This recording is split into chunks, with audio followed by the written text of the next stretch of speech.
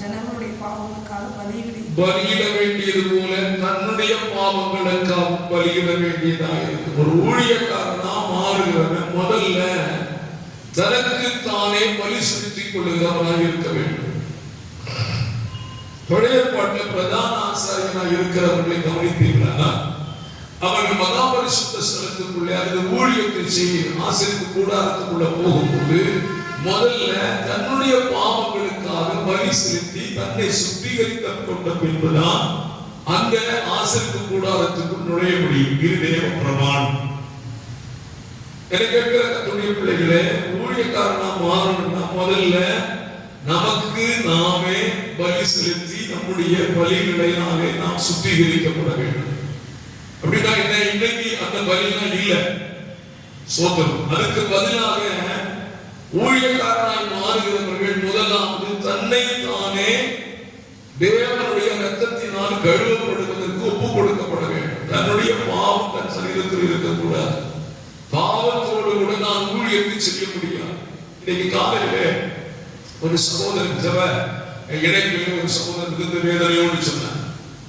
அவர்கள் சார்ந்திருக்கிற ஒரு சபை, அந்த சபையில முந்தின தினம் அவருடைய வீட்டிலே ஒரு விருந்து நடந்தது. அந்த விருந்துல கலந்து கொண்ட போதகர் சோதரம், போதகருக்கு இவர் தான் வைன் பாட்டில் வாங்கி கொடுத்திருக்கிறார். இரவு வைனை கொடுத்திருக்கிறார்கள். அடுத்த நாள் காலையில் எழுந்து போய் சபைக்கு திருவிருந்தை கொடுக்கிறார்கள். அவர் மிகுந்த வேதனையோடு சொன்னார், எந்த சபை கேட்காதீங்க, ஒரு சபை.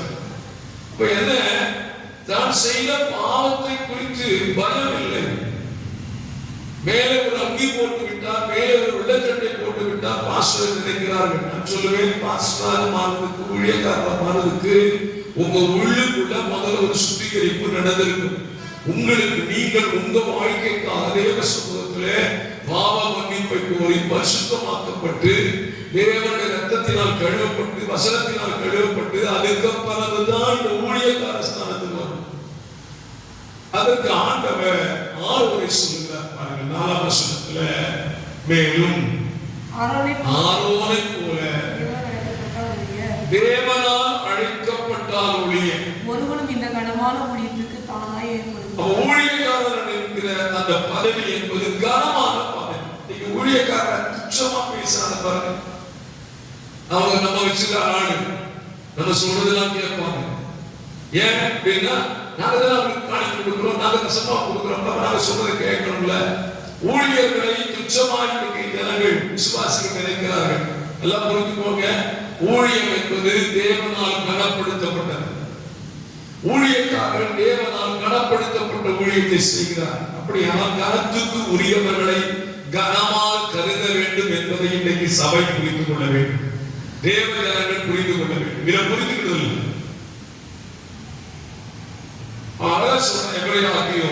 இந்த கனமான ஊழியம், அப்ப ஒரு கனமான ஊழியத்திற்கு தேவன் ஊழியர்களை ஏற்படுத்துகிறார்.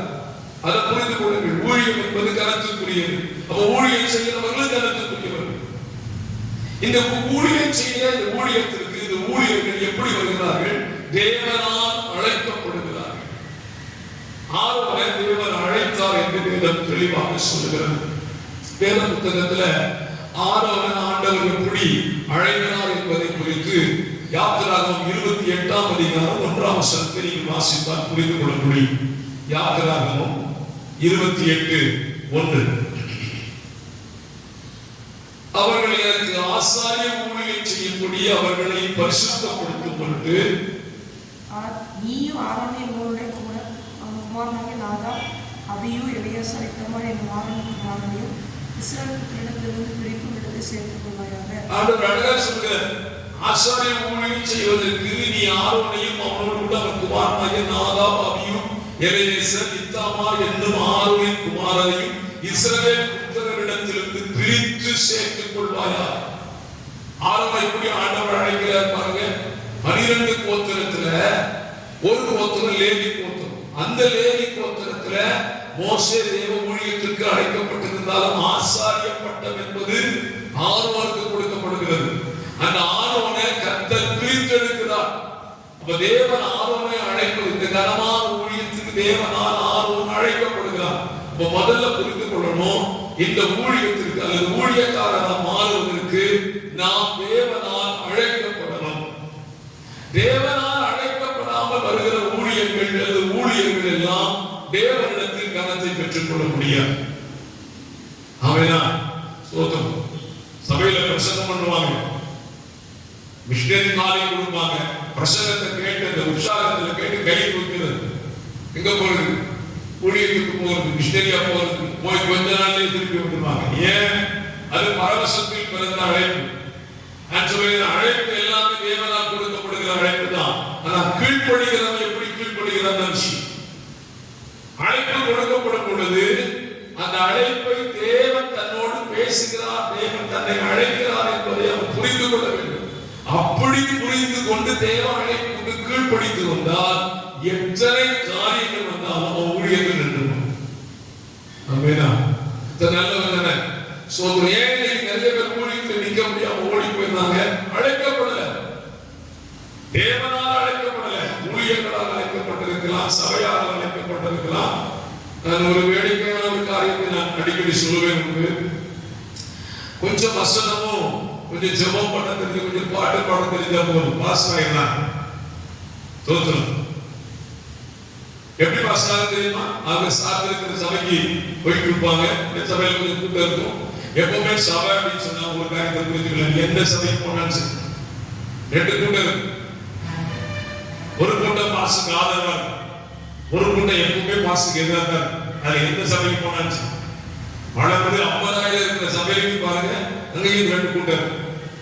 இந்த ரெண்டு கூட்டத்துல பாஸ்டருக்கு விரோதமா இருக்கிற கூட்டம் பாருங்க. அந்த கூட்டத்துக்கு பக்கத்துல இந்த கொஞ்சம் வசனம் தெரிஞ்சவன், பயிர் படிக்க தெரிஞ்சவன், பிரசங்கம் பண்ண தெரிஞ்சவன், பாட்டு பாட தெரிஞ்சவன் போவான்.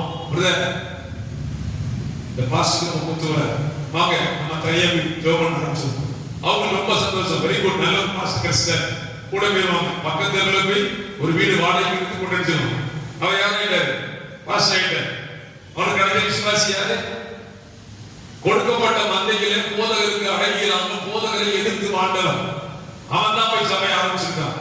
அவனுக்கு தலைவனா இருக்கிறது யாரு? போதகருடைய வசனத்தை கேட்டு போதகருக்கு அடங்கி இருக்க முடியாமல் வெளியே போன விசுவாசி.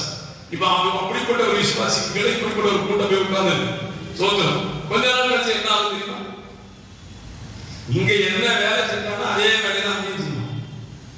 இங்க பாஸ்டர் எதிர்த்தவன் அங்கே எந்த வரணும். இங்க பாஸ்டர் தேவனால் அழைக்கப்பட்டு வந்தவர். அவன் தன்னைத்தானே பாஸ்டர் அனுப்பிச்சுங்க. தேவனால் அழைக்கப்பட்டு வந்த பாஸ்டரையே எதிர்த்த கூட்டம் தன்னைத்தானே பாஸ்டர் ஆக்கிறவன் சும்மா விட வச்சுக்கோங்களா? கொஞ்ச நாள்லயே அவனுக்கு சொல்லி கொடுத்துருவான். அவன் கடைசியில சபையும் இல்லை, ஊழியம் இல்லை, சொந்த சபைக்கு போக முடியாது, ரோட்ல இருப்பான். அப்படி இல்லைன்னா பழைய வேலை ஞாபகம், பழைய வேலை செஞ்சிருப்பான். புத்த வேலையோ அல்லது பிளம்பிங் வேலையோ அல்லது எலக்ட்ரிஷியன் வேலையோ செஞ்சிருப்பான். அந்த வேலைக்கு அவன் பழச்சிக்குவான். இவரை நம்பி ஒரு கூட்டம் வச்சு பாருங்க. இந்த கூட்டம் தெருவில் புரிஞ்சுக்கிட்டீங்களா?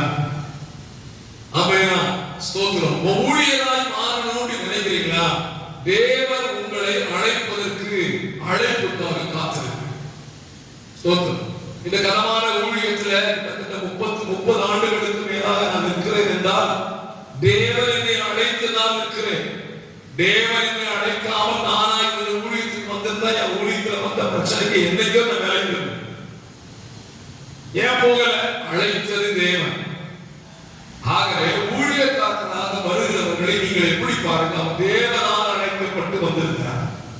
ஒன்று, தேவனால் அழைக்கப்பட்ட அந்த ஊழியக்காரர் தனக்காக பலி செலுத்தி தன்னை பரிசுத்தப்படுத்திக் கொண்டுதான் உங்களுக்கு ஊழியம் செய்ய வந்திருக்கிறார். முதல்ல ஊழியக்காரனா மாறணும் அப்படின்னு சொன்னா தேவனால் அழைக்கப்பட்டு ஏற்படுத்தப்பட வேண்டும். இரண்டாவது, ஊழியக்காரனா வந்தா மாறதுக்கு நம்ம என்ன செய்யணும் அப்படின்னு கேட்டீங்கன்னா அதனுடைய 1ஆம் வசனத்தை வாசிக்கலாம். எபிரேயர் 5:1 வாசிக்கலாம். அன்றியும் மனுஷரில் தெரிந்து கொள்ளப்பட்ட எந்த பிரதான ஆசாரியனும் பாவங்களுக்காக காணிக்கைகளையும் பலிகளையும் செலுத்தும்படிக்கு மனுஷருக்காக தேவ காரியங்களை பற்றி நியமிக்கப்படுகிறார். ஊழியக்காரனா மாறணும்னா அவன் டியூட்டி என்ன? தோத்திரம். தேவ காரியங்களை பற்றி மனுஷருக்காக நியமிக்கப்படுகிறான். நல்லா புரிஞ்சுக்கோங்க. உங்களுக்கு ஊழியம் செய்கிற ஒரு போதகர் பூமியில இருந்து அப்படியே தன்னால உழைச்சதில்ல. தேவன் அவனை தெரிந்தெடுத்து அழைத்து அவன்கிட்ட தன்னுடைய காரியத்தை எல்லாம் சொல்லி இத மனுஷருக்கு சொல்லு அப்படின்னு சொல்லி ஒரு ஸ்தானாதிபதியாக நிறுத்துகிறார். அம்பாசிடராக நிறுத்துகிறார். நம்முடைய தேசத்துக்கு எல்லா நாடுகளிலும் ஒரு அம்பாசிடர் இருப்பாங்க. அந்த நாட்டை சார்ந்தவர் எதையாவது சொல்லணும்னா அந்த அம்பாசிடர் வழியாக தான் நம்முடைய இந்தியாவுக்கு தகவல் வரும். நம்முடைய நாட்டிலேயும் எல்லா நாடுகளையும் சேர்ந்த அம்பாசிடர் இருப்பாங்க. நம்ம நாட்டிலிருந்து ஏதாவது ஒரு காரியத்தை சொல்லணும்னா அம்பாசிடர் வழியாக தான் சொல்ல முடியும். அதே போலதான் பரலோகத்தில் இருக்கிற தேவன் தன்னுடைய ஜனத்துக்கு தன்னுடைய காரியங்களை சொல்வதற்கு ஊழியர்களை அம்பாசிடராக தேர்ந்தெடுத்திருக்கிறார். அவங்க என்ன சொல்றாங்க, அவர் என்ன சொல்லுகிறாரோ அதை சொல்லுவோம். யோவான் சுவிசேஷம் 2ஆம் அதிகாரத்துல கல்யாண வீட்டுல திராட்சரசம் காலியாயிட்டு மரியாள் இயேசுவிடம் சொல்றார், அவர்களுக்கு திராட்சரசம் இல்லை. ஆண்டவருடைய பதில், சிறிய எனக்கு உனக்கும் என்ன, போயிட்டா. ஆனா போறவ அந்த வேலைக்காரனுக்கு ஒரு காரியம் சொன்ன பாருங்க, அவர் உங்களுக்கு என்ன சொல்லுகிறாரோ அதை செய்யுங்கள். ஊழியர்களாய் நீங்கள் வார்த்தை கேட்டுக் கொண்டிருப்பீர்களா? நான் உங்களுக்கு ஒன்று சொல்லுவேன், அவர் சொல்றதை செய்யறதுதான் உங்க வேலை. ஏன் விசுவாசி சொல்றதை செய்யறதுக்கு நம்ம வேலை கிடையாது. இங்க நிறைய இடங்கள் மாறி இருக்கு பாருங்க, தோத்துறோம். அப்படி கிடையாது. அவர் என்ன சொல்லுகிறார் அதை சொல்றதுதான் கர்த்தர் என்ன நியமிச்சிருக்கிறார். நான் ஒரு ஊழியனாக ஒரு சபைக்கு இருக்கிறேன் என்று சொன்னால் அவர் எனக்கு சொல்லணும், இதை சொல்லு, இதை பிரசங்கம் பண்ணு, இதை என் ஜனத்திட்ட பேசு, இது ஏன் காரியம் அப்படின்னு சொல்லணும். நல்லா புரிஞ்சுக்கோங்க. ஊழியக்காரர் பிரசங்கம் பண்ணினாலுமே சொந்தத்திலே எடுத்து பிரசங்கம் பண்ணக்கூடாது. எனக்கு இந்த வசனம் ரொம்ப பிடிச்சிருக்கு, இன்னைக்கு பிரசங்கம் பண்ணிடுவோம் கிடையாது. நான் அவங்க கேட்கணும். ஞாயிற்றுக்கிழமைக்கு செய்தி கொடுக்கணும்னா ஏசப்பாட்ட கேட்கணும். ஆண்டவரே, இந்த வாரம் தனத்தோட இடத்தை குறித்து பேச சொல்றீங்க, சோதரம். அவர் சொல்வார், இந்த வாரம் நீ பேசு, இந்த வாரம் நீ பேசாதன்னு சொல்லுவார். அப்ப அவர் சொல்றதுக்கு தான் எங்களையே கர்த்தர் நியமிச்சிருக்கிறார். ஊழியக்காரனை ஊழியர்களாக நியமித்ததின் நோக்கமே தேவ காரியத்தை பற்றி நியமிக்கப்பட்டிருக்கிறார். பழைய ஏற்பாட்டில் தேவ காரியம் என்ன? ஒரு ஜனம் பரிசுத்தமா இருக்கணும்னு சொன்னா செஞ்ச பாவத்துக்காக காணிக்கை கொடுக்கணும், பலி செலுத்தணும். இது அவனா செஞ்ச முடியும். நல்லா புரிஞ்சுக்கிட்டீங்களா? ஒரு பாவம் வச்சுக்கோங்களேன். ஒரு பாவத்தை சொல்லிட்டு ஒரு ஆட்டை பிடிச்சி வெட்டி அந்த ரத்தத்தை எடுத்து தானே பூசிக்கிட்டு ஆண்டவரே பாவத்தை கழுவுறதுக்காக ஸ்தோத்திரம் சொன்னா அது அங்கீகரிக்கப்படாது. அவன் பாவம் கழுவப்படுவதற்கு ஒரு ஆட்டையோ ஒரு மாட்டையோ கொண்டு வந்து அவன் ஊர்ல இருக்கிற ஆசாரியை கையில கொடுத்து அந்த ஆசாரியன் தேவ பிரமாணத்தின்படி அந்த ஆடை வெட்டி மாடோ புறாவையோ வெட்டி ரத்தத்தை எடுத்து அவன் மேல தெளிச்சு அதை சுத்திகரிச்சு அந்த சாம்பல் எடுத்து பரிசுத்தமான இடத்துல கொட்டி மறுபடியும் தேவ சமூகத்துல போய் ஆண்டவரே உன் பாவம் இவனுக்கு பலி செலுத்தப்பட்டதுன்னு சொன்னா அவர் ஓகே, அவன் பாவத்தை நான் மன்னிச்சு செஞ்சுருவார். அதுக்கப்புறம் இவன் பாவம் மன்னிப்பு போயிட்டு வெளியே போக முடியும். இந்த வேலையை அவன் தேவ பிரமாணத்தின்படி செய்யறான். புதிய ஏற்பாட்டை என்ன நீங்க கேட்கணும்? புதிய ஏற்பாட்டை நாங்க செஞ்ச பாவத்துக்கு நீங்க என்ன பாச செய்யறீங்க? உங்களுக்கு அந்த திறப்பில் நீங்கிறோம்ல, யாக்கம் எழுதுகிறார்ல, அவர் உங்கள் ஆத்மாக்களுக்காக உத்தரவாதம் பண்ணுகிற அப்படின்னா ஆமேனா தோத்தும். உத்தரவாதம் பண்றவங்க சும்மா பண்ணல. நீ பாவம் செய்யும் போது அந்த வேற பாவத்திலிருந்து ஜனத்தை விடுவியும். அவன் பாவத்தை விடுது கிடக்கிறான், அவன் பரிசுத்தமா வாழ முடியாம தவிக்கிறான், அவன் தூக்கி நிறுத்தும் சொல்றதுக்கு தான் தேவ காரியத்தை பற்றி நியமிக்கப்படுகிறார்கள். அப்படி நியமிக்கப்பட்டிருக்கிற ஊழியர்களை நீங்க தப்பா நினைக்கக்கூடாது. ஒரு உதாரணம், 1-2 சாமுவேல் 12ஆம் அதிகாரம். பழைய ஏற்பாட்டை எப்பொழுதும் தியானிக்கிறது நல்லது. ஏன்னா புதிய ஏற்பாட்டினுடைய நிறைய காரியம் பழைய ஏற்பாடு, அது ஒரு நிழல், இது நிஜம். இப்ப நான் சொன்ன தேவ காரியத்தை பற்றி நியமிக்கப்படுகிறார். தாவீது 2 சாமுவேல் 11ல பாவம் செஞ்சான். 12ஆம் அதிகாரத்துல கர்த்தர் தாவீதுகிட்ட பேசணும். நேரடியா பேச முடியாதா? முடியும். ஆண்டவர் நினைச்ச தாவீதுகிட்ட நேரடியா பேசணும். ஏன் ஆபிரகாம்கிட்ட பேசுறியா, ஈசாக்கிட்ட பேசுறியா, யாக்கோபிட்ட பேசுறியா, மோசேகிட்ட பேசுறியா? அதுக்கு நேரடியா பேசுறாங்க. பேசுறேன் கிதியோன்ட்ட பேசுறதுக்கு தூதனா வந்தார். இப்ப தாவீது தான் ஆண்டவருக்கு பேசணும். ஏன்னா தாவீது அவன் இருதயத்துக்கு ஏற்றவன். அதை தப்பு பண்ணிட்டான். இப்ப அவனை பேசி தன் காரியத்தை அவனுக்கு புரிய வைக்கணும். ஆண்டவர் யார் பேசுறாரு? நாத்தான் தீர்க்கதரிசி பேசுறாரு.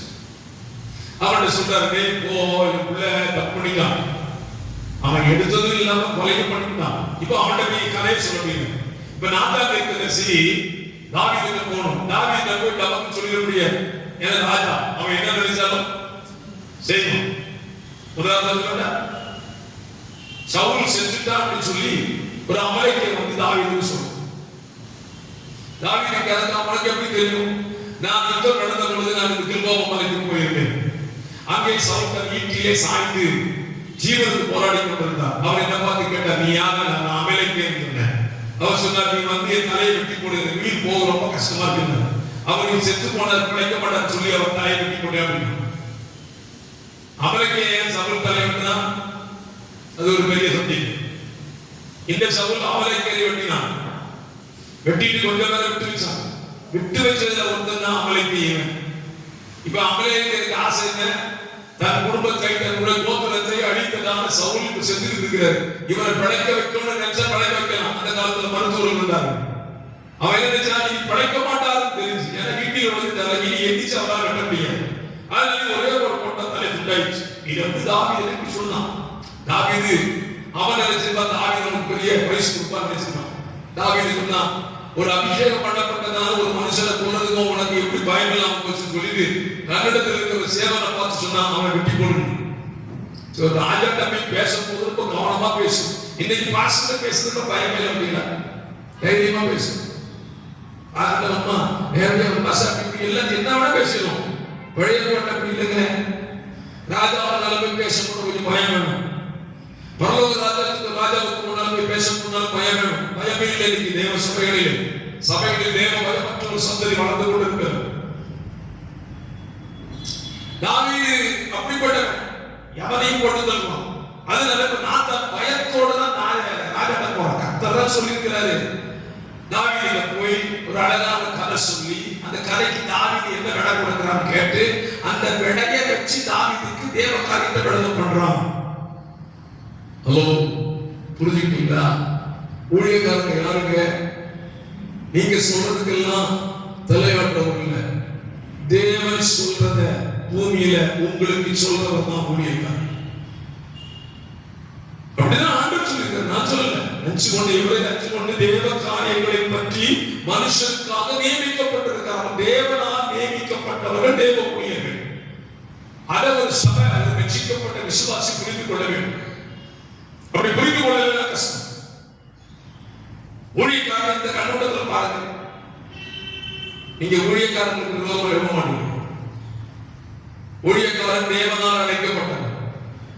அவன் பேசுகிறது தேவ காரியத்தை பற்றி நமக்காக பேசுகிறான். நமக்கு பிடிச்சா ஏற்றுக்குவோம், பிடிக்கல விட்டுருவோம். பிடிக்கலைன்னா விட்டீங்கன்னா பிரச்சனை உண்டுதான். ஏற்றுக்கிட்டீங்கன்னா உங்களுக்கு ஆசை. ஆமென்.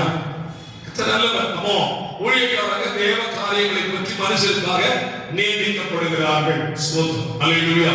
ஐயர்களே, சொன்ன ஊழியக்காரங்களாக இருக்கிற தனக்கு தானே பரிசுத்திக் கொள்ள வேண்டும். தன்னை சுத்திகரித்துக் கொண்ட பின்புதான் பரிசுத்த ஸ்தலத்துக்குள் வரலாம். சரி, அடுத்த விஷயத்துக்கு வந்து ரொம்ப வேகமா. ஸ்தோத்திரம். இப்போ நாம ஆண்டவரை குறித்து தான் இந்த அதிகாரத்துல கோன்செப்ட் பண்றோம் பாருங்க. அப்போஸ்தலர் பவுல் இந்த எபிரேயர் 27 என்பது அநேகரால் சொல்லப்படுகிறது. இப்ப இயேசு கிறிஸ்துவை இந்த பிரதான ஆசாரியர் என்கிற ஊழியத்துக்கு கொண்டு வருகிறார். நான் எப்படி சொன்னேன்? ஊழியக்காரனா வந்தவன் தேவனால் அழைக்கப்பட்டு தேவனால் நியமிக்கப்பட்டு ஜனத்துக்கு கொடுக்கப்படுகிறார்.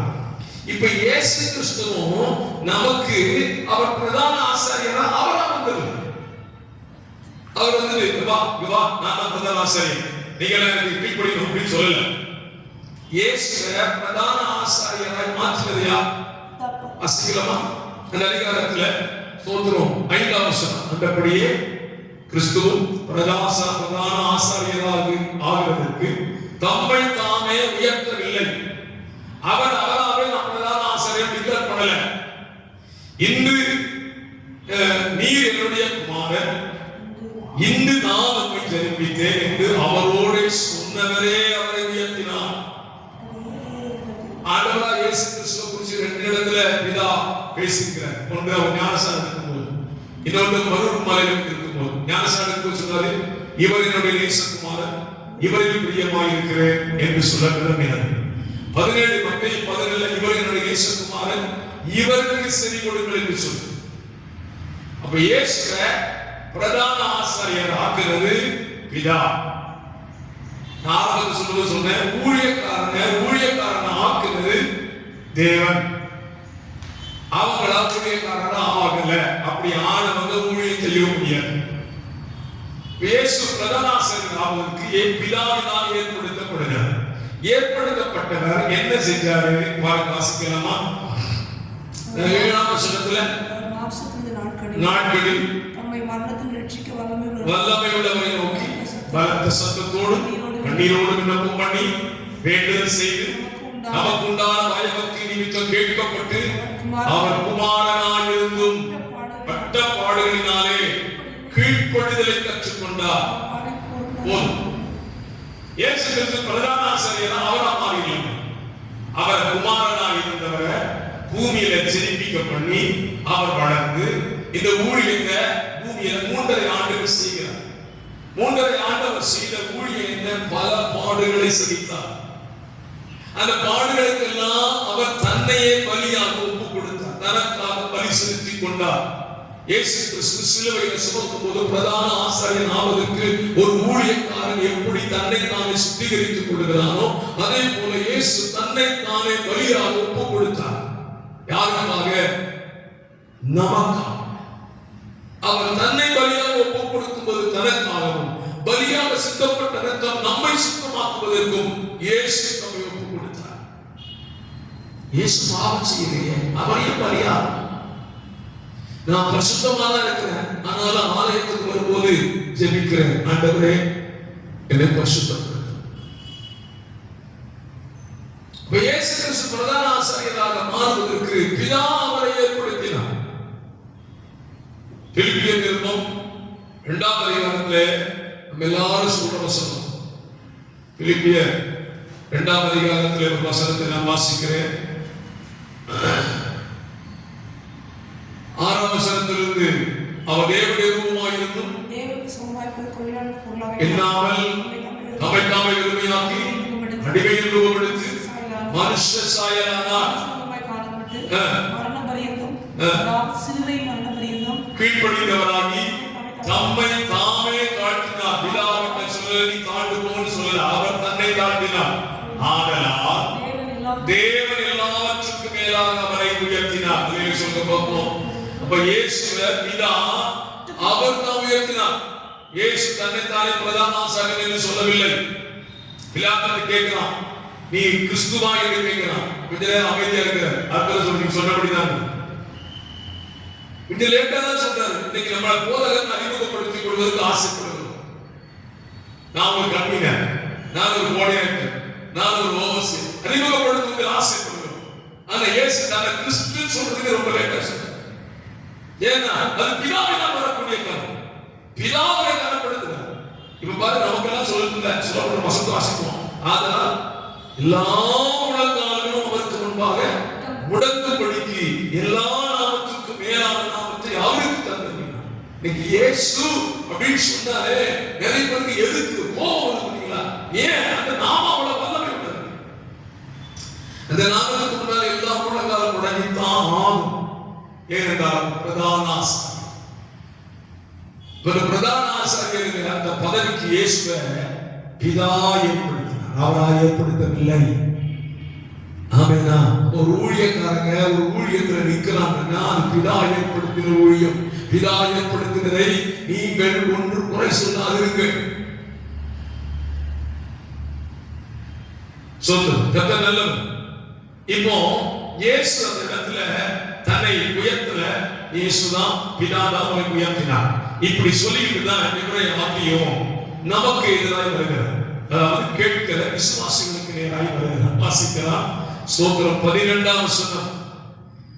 காலத்தை பார்த்தால் போதகராக இருக்க வேண்டிய உங்களுக்கு அப்படின்னு என்ன காலத்தை பார்த்தா போதகர் கேட்கிறவங்க எல்லாரும் போதகரா அப்படி கேட்டா நான் உண்மையிலே சொல்றேன், ஒரு விசுவாசி ரட்சிக்கப்பட்டதிலிருந்து குறைந்தபட்சம் ஒரு 5 வருஷம் ஒழுங்கா சபைக்கு வந்து ஆராதனைக்கு வந்து கூட்டங்கள்ல கலந்து கொண்டு பைபிள் ஸ்டடியில கலந்து கொண்டு காதல் கூட்டத்துல கலந்து கொண்டாங்கன்னா வேதாகமத்தை ஓரளவு தெரிஞ்சுக்கணும்.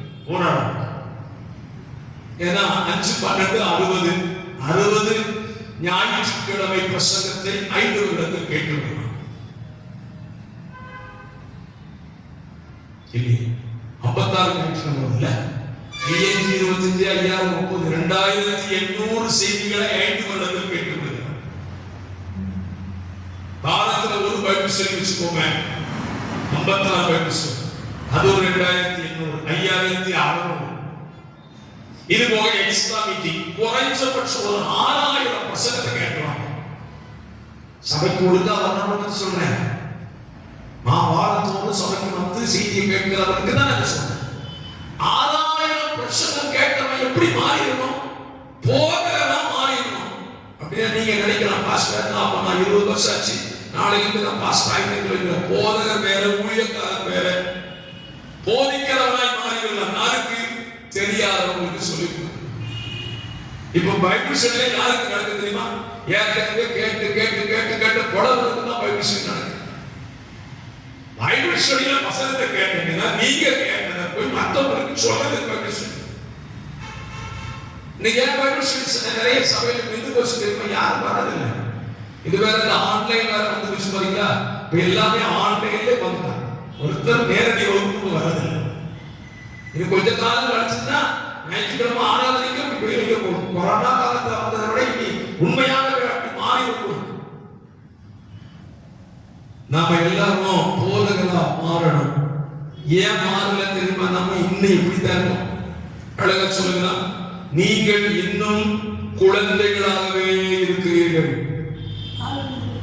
ஏன் எப்ப பார்த்தாலும் பால் குடிச்சு பழகிட்டு அழுகிற குழந்தைக்கு பாலை கொடுத்து அது அமைதியாக புரியுதுங்களா?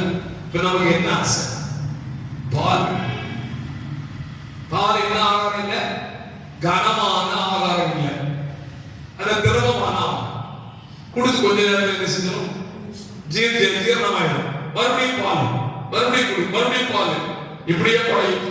இந்த பாலுக்கு சுலபமான பவுல் அதை எதுக்கு சொல்லுகிறான் அப்படின்னா, இப்பவும் விசுவாசிகள் எதை விரும்புகிறார்கள்? நீ உயர்வா இருப்பார், கர்த்தர் உன்னை மேன்மையா இருப்பார். ஓ சகோதரியை, கர்த்தர் நாளை உன்னை உயர்த்துகிறார். ஆசீர்வாதமா பிரசங்கம் பண்ணா எல்லா காது இனிமையாக இன்னும் பால் தான் வேணும். 25 வருஷம் 30 வருஷம் சபைக்குள்ள இருந்து கர்த்தர் ஆராதிச்சா எதை தான் விரும்புது? பாலை தான் விரும்புது. ஏன்னா குழந்தையாவே இருக்கான், வளரல. வளர்ந்தவர்களுக்கு தான் திட உணவை கொடுக்க முடியும் என்று சொல்லுகிறார். வளர்ந்தவர்களுக்கு தான் திட உணவு. அடுத்த வசனத்தை வாசிக்கும் போது, பலமான ஆகாரமானது நன்மை தீமை இன்னதென்று பயிற்சியினால் பகுத்தறியத்தக்க முயற்சி செய்யவும் ஞான இந்திரியங்களை உடையவர்களுக்காக பூரண வயதுள்ளவர்களுக்கே தரும். பலமான ஆகாரம். கொஞ்சம் உபதேசம் சற்று கடினமா போச்சுன்னா ஏற்றுக்கிறதுக்கு மனசு வரணும். அதுல பயிற்சி அடையணும். நன்மை எது, தீமை எது, பயிற்சி வரணும். இன்னும் சின்ன பிள்ளை மாதிரி சர்ச்சுக்கு வந்தா வந்து உட்கார்ந்தானே இச்சு போறோம். இது சின்ன பிள்ளை தான். சின்ன பிள்ளை ஒரு இடத்துல உட்கார பாத்தீங்களா? நம்ம வீட்டுல நம்ம வளர்க்குற பிள்ளைய பாருங்க, இல்ல ஒரு இடத்துல உட்காரு. ஏன்னா அது சின்ன பிள்ளை, குழந்தை, அது அப்படிதான் இருக்கும். ஆனா நம்மளே இருப்போம். சர்ச்சுக்கு வந்தா வந்து உட்கார மாதிரி உட்காருவோம். உடனே சொல்லி நம்மளும் நம்ம பிள்ளைக்கு என்ன வித்தியாசம்?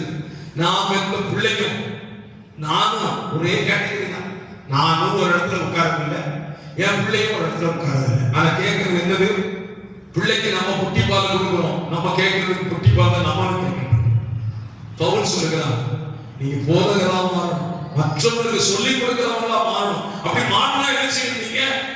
வளரணும். ஒரு சபை ஆராதனையில போனீங்கன்னா 9:30 போனீங்கன்னா 12 மணி வரைக்கும் முடிய உட்காருங்க. அப்படி உட்கார்ந்து பாருங்க, நீங்க போதகரா மாறீங்க. ஸ்டாண்ட் பண்ண கத்துக்கொள்வீங்க.